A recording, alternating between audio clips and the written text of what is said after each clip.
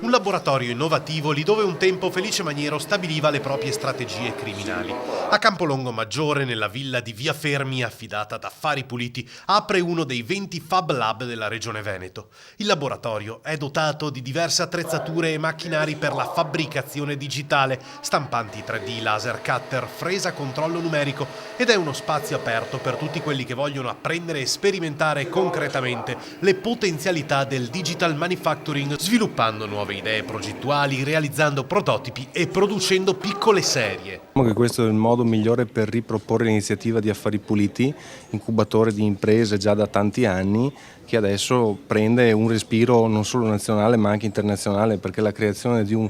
polo, di un punto di Fab Lab, appunto fa parte di un circuito internazionale dove